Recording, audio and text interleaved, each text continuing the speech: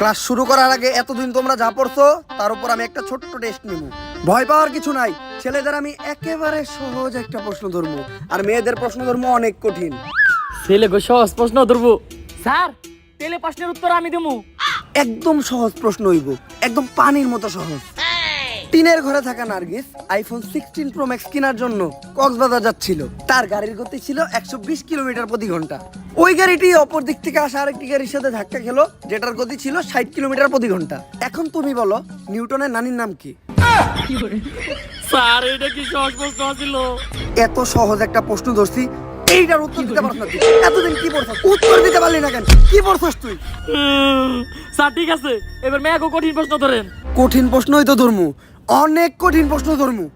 যদি উত্তর না দিতে পারো তাইলে ডিরেক্ট কুব মারমু। তুমি বলো 1+1 কত? 1+1 স্যার 5। একদম কারেক্ট অ্যান্সার, ব্রিলিয়ান্ট স্টুডেন্ট। পরে দেখে কিছু শিখ, কত কঠিন একটা প্রশ্নের উত্তর দিছে।